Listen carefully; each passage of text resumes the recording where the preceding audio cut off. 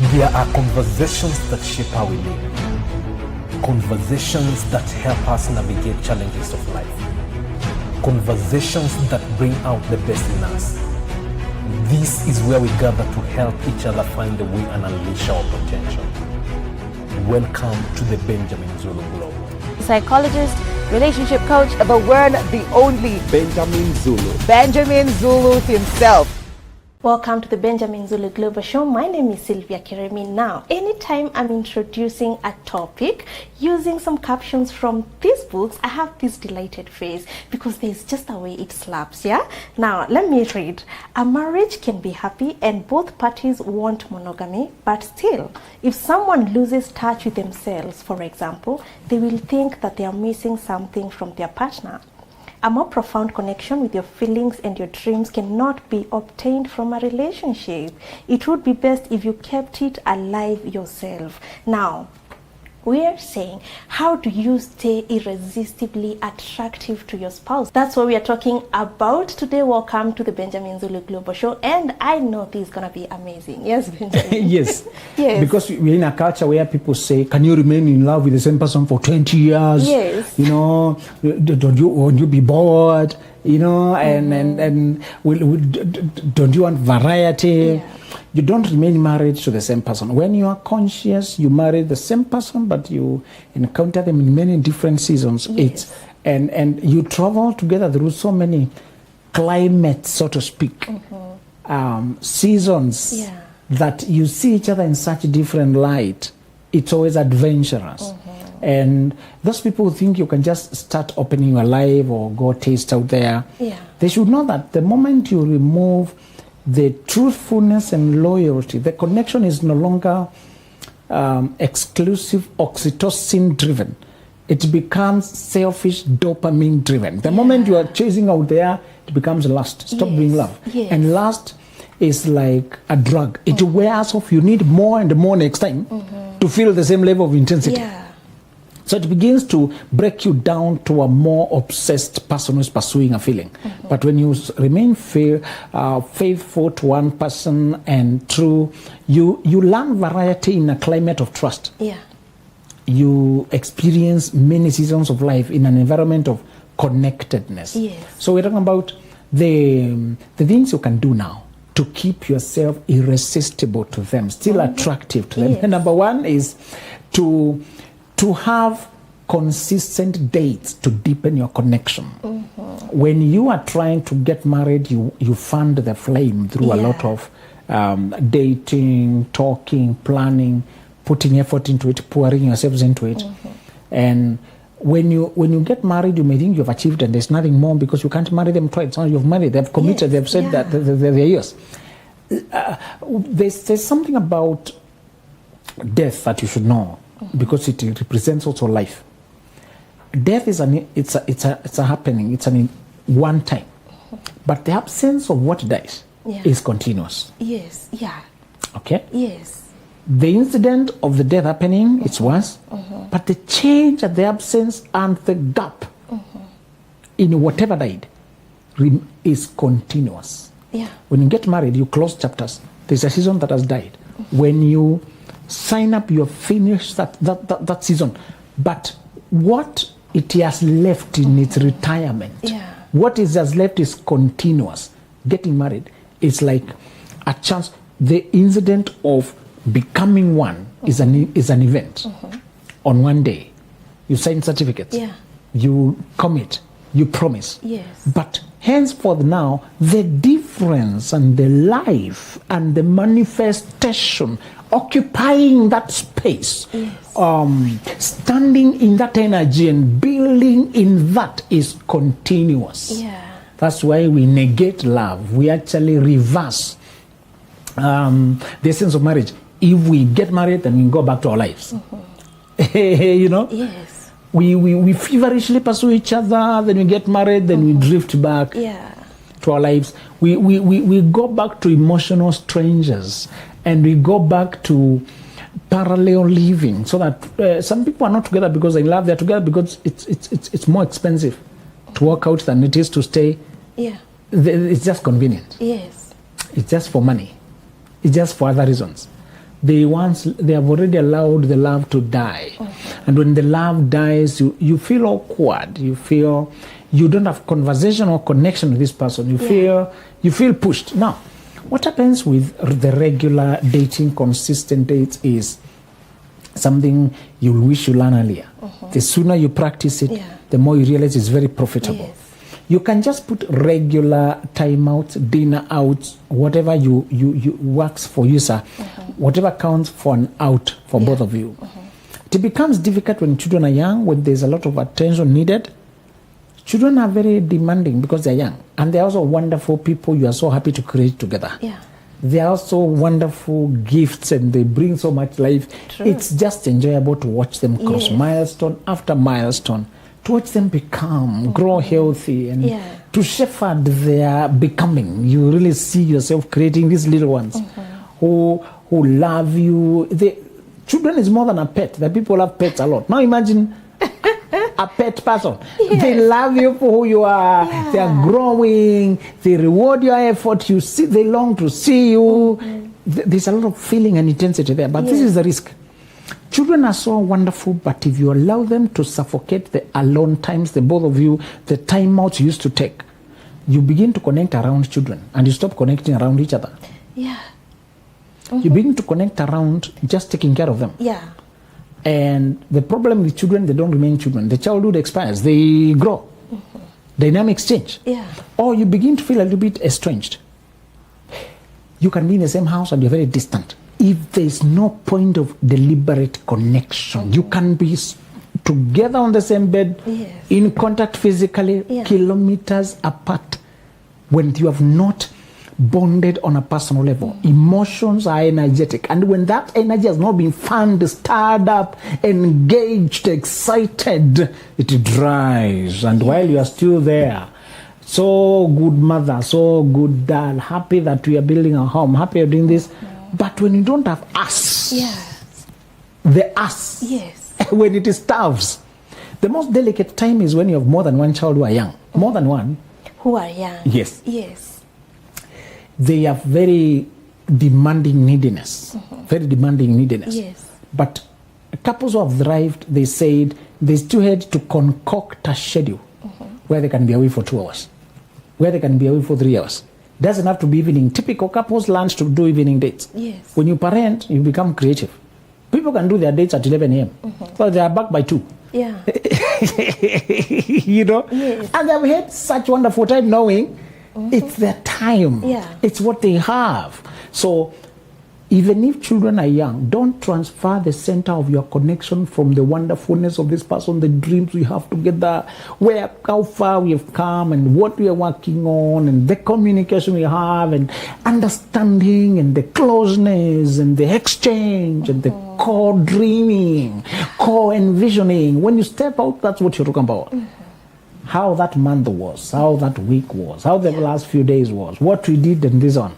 And there's a couple that teaches families, marriages, how to do that. And for them, they're in the US. For them, they use a vision board. So when they arrive, they make it a conference setup. Yeah. Complete with laptop and presentation and PowerPoint. Yes. They usually film it to illustrate to people. Yeah. So it's the turn of the wife to present what happened in her side of duties that week. And she's presenting there. And the conference attendant is taking notes and asking questions. Then they swap. It's their time. And they remove the sound, they just show you the activity, sometimes in fast motion moving. And you like how they have gone on. You know, that weirdness, that shared awkwardness, it's also a love language. It is. Can you be quirky with your partner? Sometimes just go all out. Those guys just go all out. They pretend it's a conference. Yeah. It's only 2 of them. Yeah. And you see this one following. I love that. And they have already drawn. Let's imagine we are trying to imagine a future home. Yes. So you went away, collected your images, and I was thinking, if you take this and that, but I had an objection about that. When you said that, I was wondering, does it?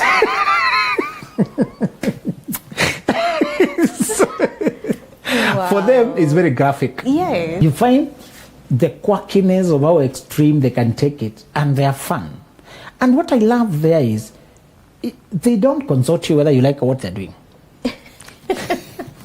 Yes. You know, they don't want your opinion. Yes. They found what works for them. They found what works for them. Yeah.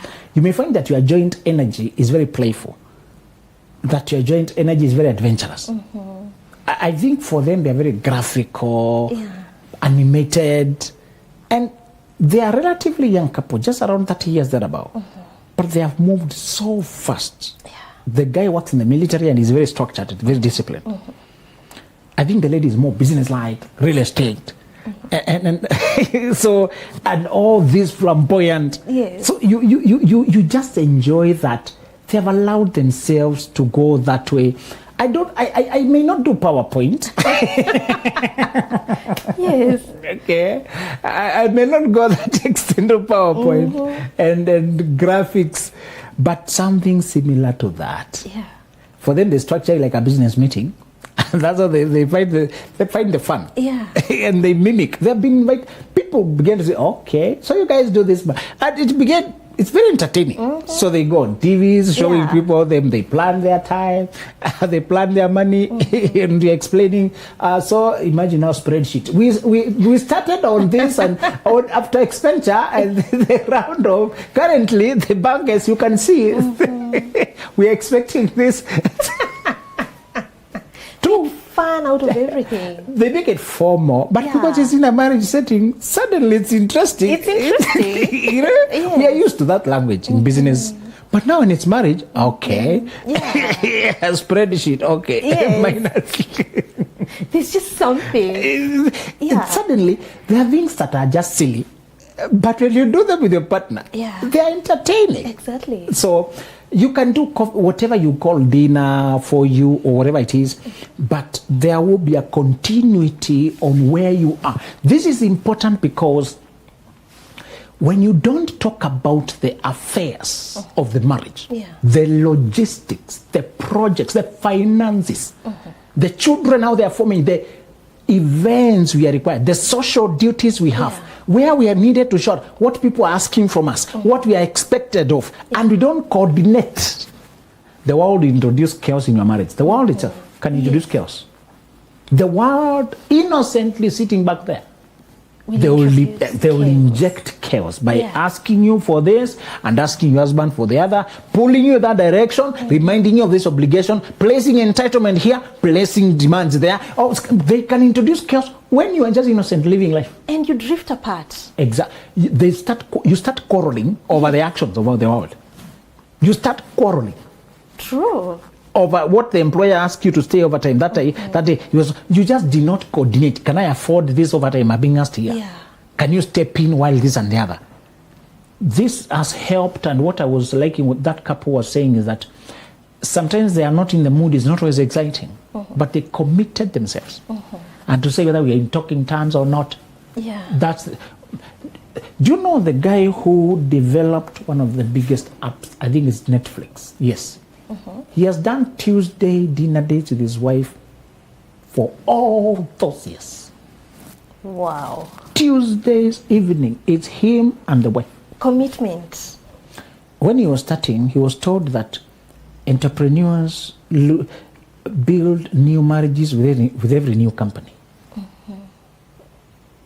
He was told successful entrepreneurs are miserable in marriage. Because they disappear from their families when they're building a new company. They starve their unions to death. Yes. There's a reason Elon Musk could not keep any marriage. That he is not alone. The pattern of the entrepreneurs is like that. They immerse themselves and they completely withdraw into their businesses. So, will you stay there to remain married to money? No. I hope you heard the quote that Bill Gates saying he regrets the divorce. Yes, I read it. From his wife, and you're wondering, I thought when you have money, nothing matters. And you also saw the same case with Jeff Bezos. They tried to be civil. You don't realize he was cheating. They tried to be civil. Yeah. Just be careful when you're parting ways with a person who is not interested in making you look bad. She did not splash it, tell the world what happened. Yeah. It was downplayed. Yes. Actually, it is him conversing and telling us what happened. The day you part with a woman who is not even trying to expose you, Yeah. be afraid. Sure. Who are you really parting ways with? Who is this who is just content to walk away quietly? You have seen it in our local politics. Yeah. A big person, you hear divorce, and the wife disappeared. No social media, no backlash, no expose, nothing. They Nothing. fly to Australia. Yes. They don't even try to trash. Yeah. You should be very afraid when a person who, even on their way out, They don't talk much. my friend, think twice. They know something you don't. You will learn what you've lost only with time. Yes. Now, there's another problem I don't want. There are many reasons I want to keep my marriage, but some of them are not what you think. One of them is just logistical. When I see those guys who want to marry again when they're up there,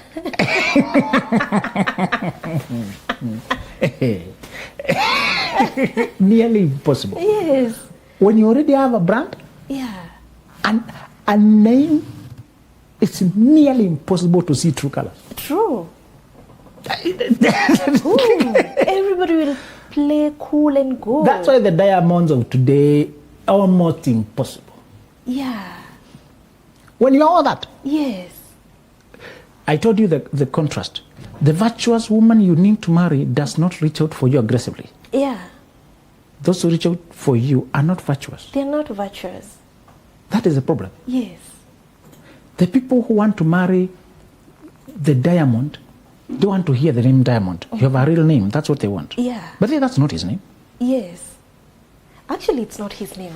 The woman who will want to marry him for who he is will talk to the man, not the artist. Yeah. Diamond is the artist.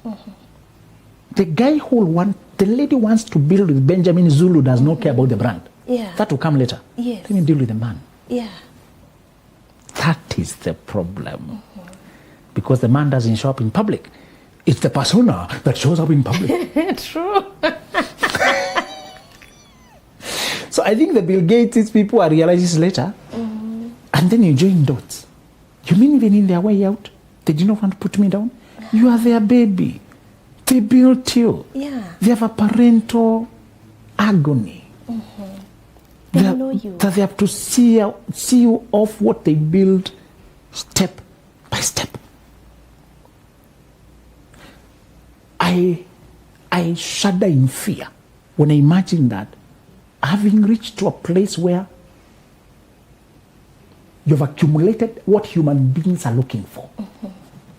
Money, privilege, position, soft life. Yeah. And now you're trying to look for one sincere one to marry. When sincere ones, by definition, Yes. they don't look. Yeah. They don't like to compete. Sincere people are difficult. They're contented. Yes. So when you have a lot of crowd clamoring for your attention, they don't come. It's quite humiliating to have to compete for your attention. Yeah. That's a challenge. True. The Sylvia who knows she has a life, she may like you from afar, but she's wondering what does it take to get this guy's attention. Yeah. Now I have to compete with these lay girls all around. That's so true. That's not worth it, huh? Yeah, let me remain a fan. Let me remain a what? Have fun. From far. Yes. I would have married him if he came to me. Yeah. If he did what? If he came. When will Diamond come to Sylvia? Where will he see me? That's the problem. Yeah. That's the disconnect Yeah. by trying to marry when you're successful.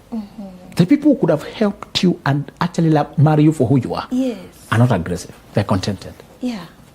You have to shed off all your layers and go down as a man, as a real person, As a man now. to talk to them. Yeah. That's a lot of work when you're used to pomp, And attention. status, and entering the celebrity. I don't want to marry a celebrity. I want to marry the woman. Yeah. marry the soul. No, but the world says she was wearing, Sylvia spotted wearing shoes, Sylvia spotted shopping, Sylvia spotted camera, shwa.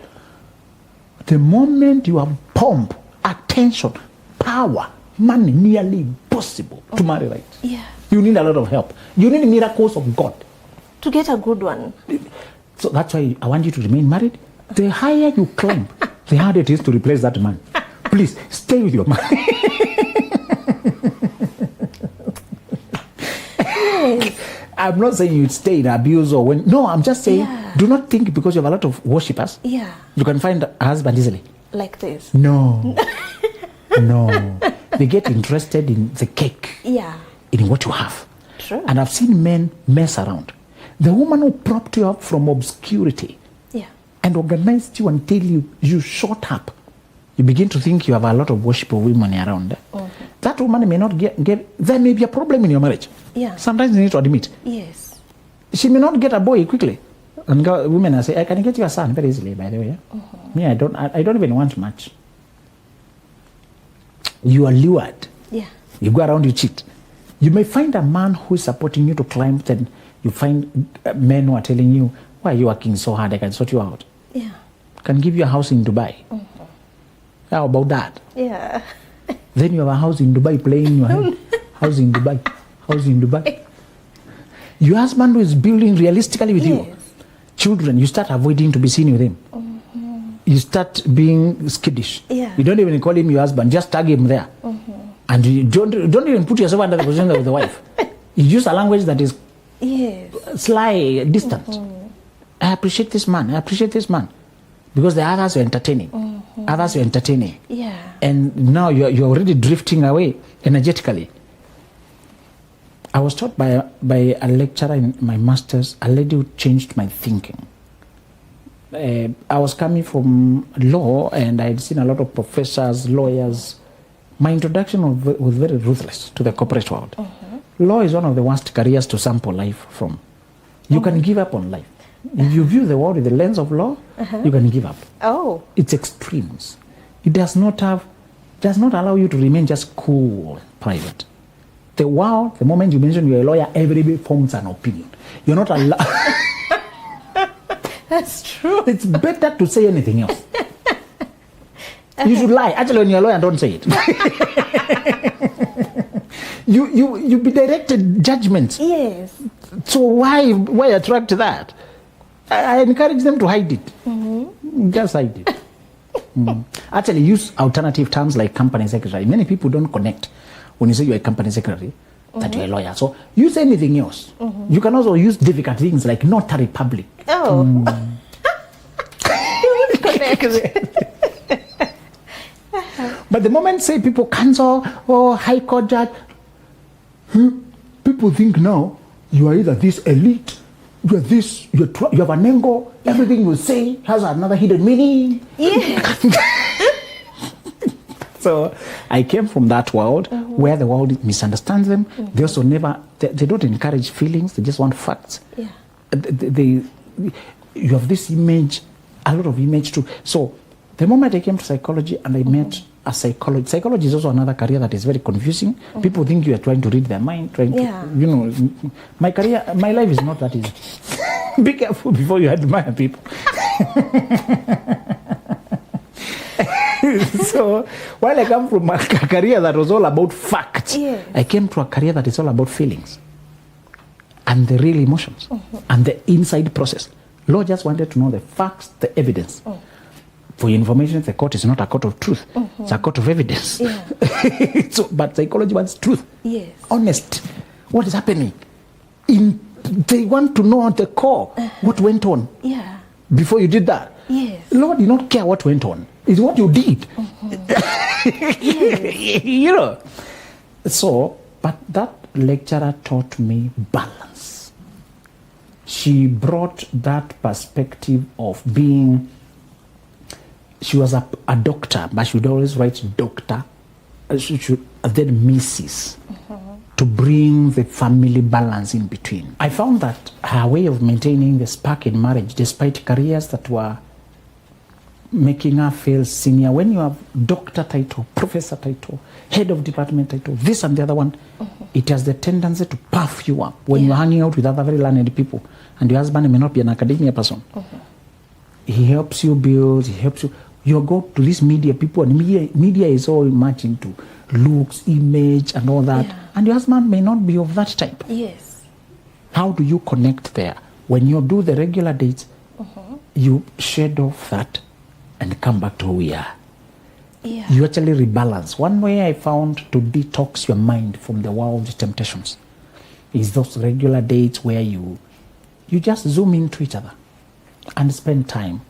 It may not be intense discussions, just hanging out and sipping coffee and remembering some things, and you may just go there to share memes and enjoy. And judge people. And gossip. That's one space you have the permission to judge people, gossip here. People think you are talking serious things of life. And they really admire the conversation. Look at the pregnant, oh my God.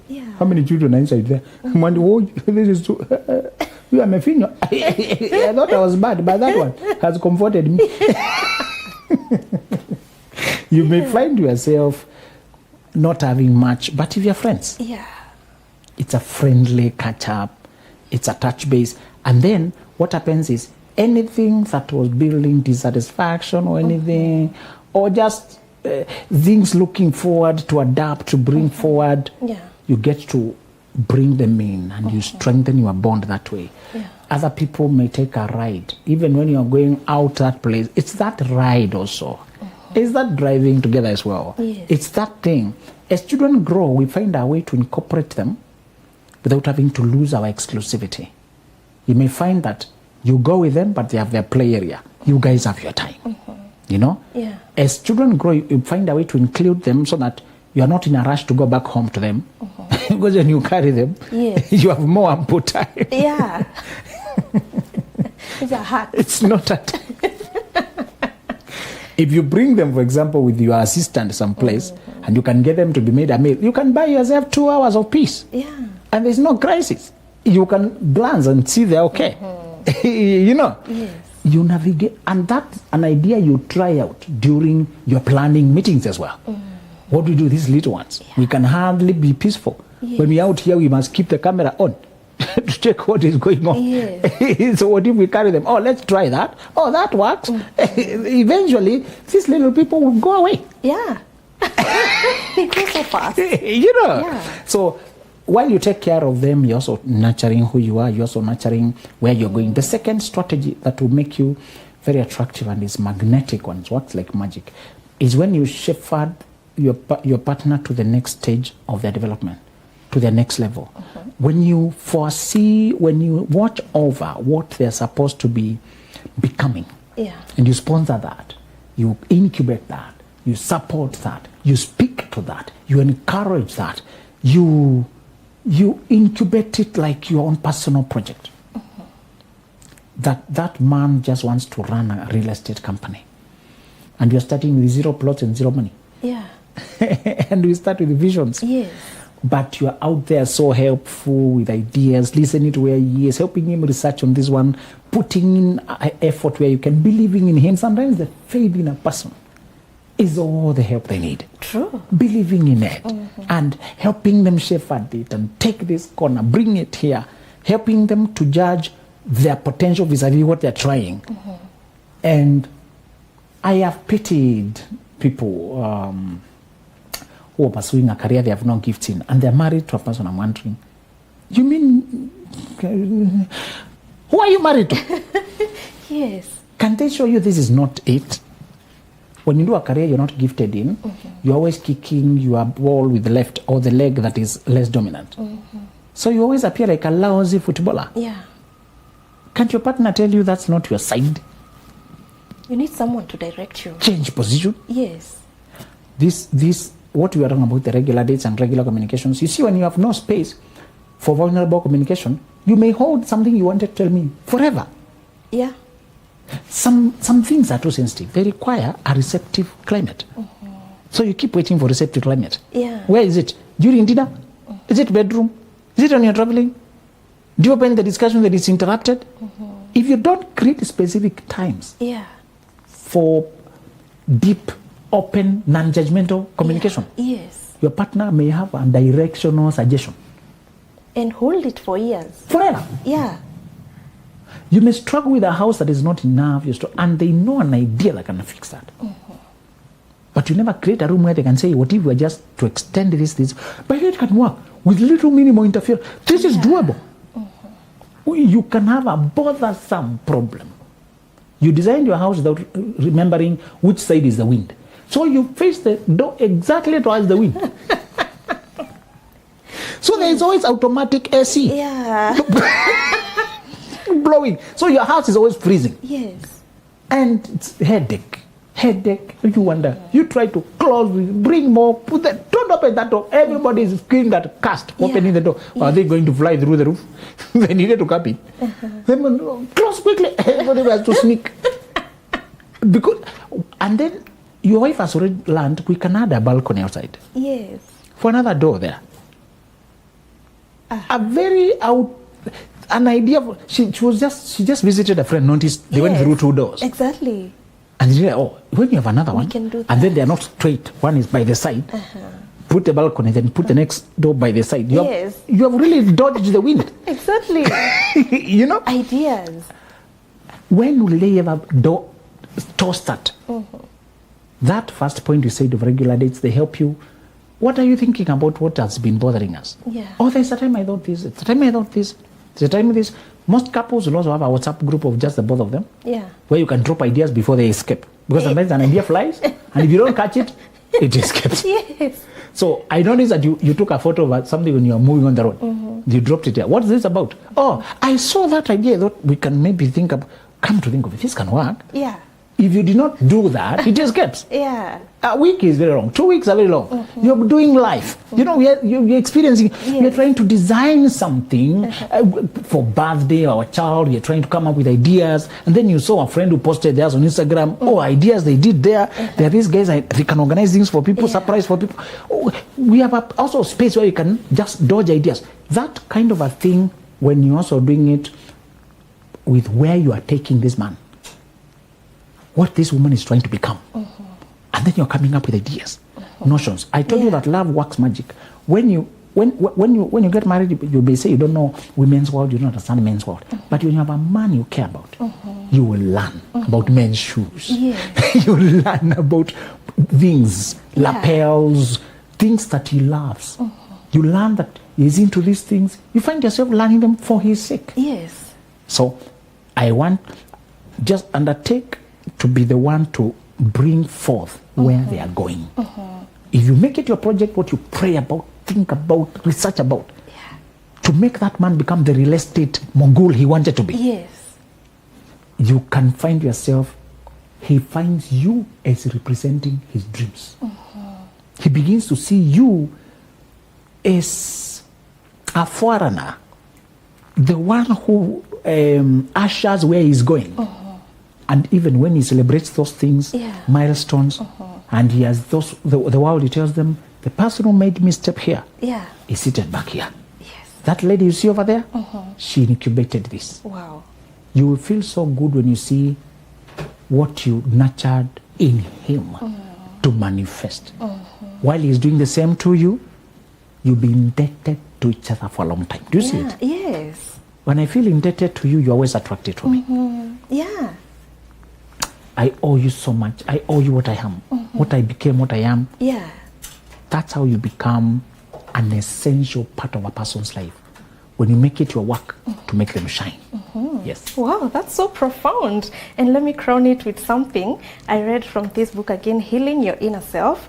And it says, ecstasy, transcendence, and hope for the future are too deeply personal to be given by another person. Exactly. It would be best if you derived them from other faculties of your life.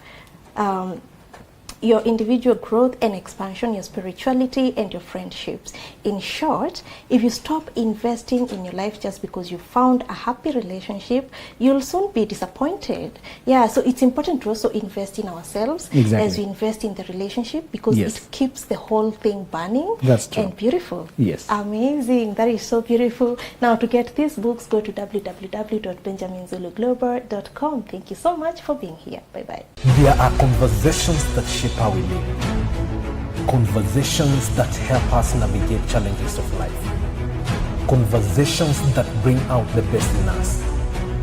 This is where we gather to help each other find the way and unleash our potential. Welcome to the